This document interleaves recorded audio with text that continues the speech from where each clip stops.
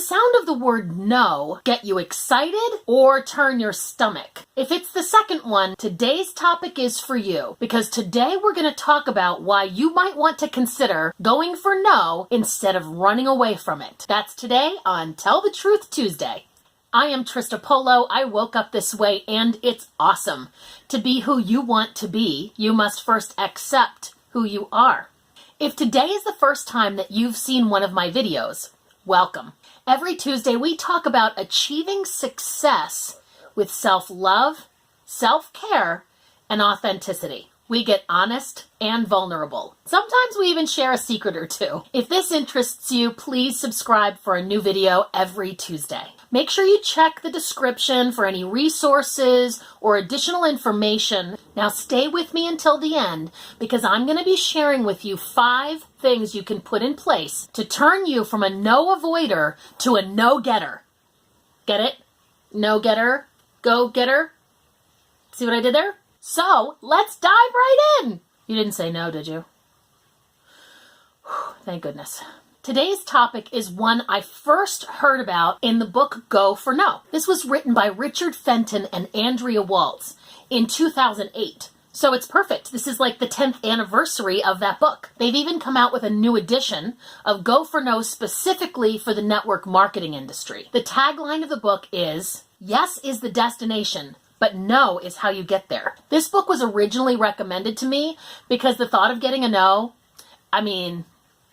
it does not feel good to me. It kind of turns my stomach. My whole personality is basically set up to have you say yes. The no means failure, right? And failure is bad. Well, in the Go for No philosophy, failure is something that you want, because those who fail the most have the most success. And that's true if you think about it. The greatest success stories actually have the best failure stories on their way to the success they finally achieved. So if we're willing to get to the failures as much and as often and as quickly as possible, then we'll get to the successes that much quicker too. So there are 5 levels of failure. Let's do a little self-test. Do you have the ability to fail? Do you have the willingness to fail? Do you have the wantingness to fail? Actually wanting to go out and fail. That's the target, the wantingness to fail. And then, if you can ramp that up to failing bigger and faster, and then failing exponentially, imagine what your results will be. They say that quantity is more important than quality. Being willing to get a no more and more and more often, to fail more and more times, is actually a better guarantee for success than having really solid skills. And besides, every time you fail, you learn from that failure. So you'll automatically be better next time. Just like I talk about in the Ready, Fire, Aim video, which you can get right here. If you pull the trigger, you can learn from your misfires. And along the way, you're inching your way toward your goal, which you're not doing if you're still in the classroom trying to learn how to do it perfectly. So definitely get the book, Go for No. But here are some tips you can use right away to start upping your success level.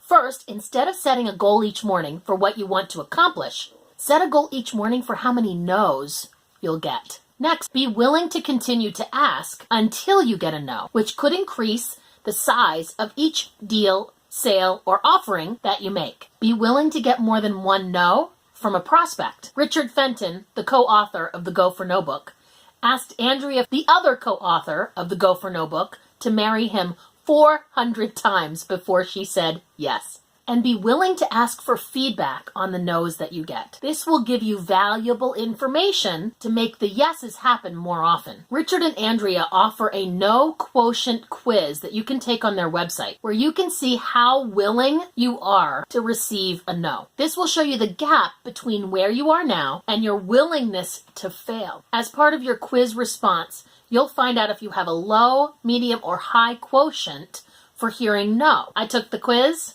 Mine was low. But in a follow-up video, I'm going to show how I broke through that. So if you're willing to join me and set a no goal for this week, put "I'm awesome" in the comments. Check out the video description for all of the links to all the stuff I talked about. And if you have any experience going for no or advice on how to make it easier on yourself, I would love to have your comments. If you liked this video, please give it a thumbs up and don't forget to subscribe and hit that notification bell so that you get all of my videos on Tuesdays. Here's another video that I think you'll enjoy. Thanks for joining me in Waking Up Awesome today. Let's go for no! Have a great day, everybody.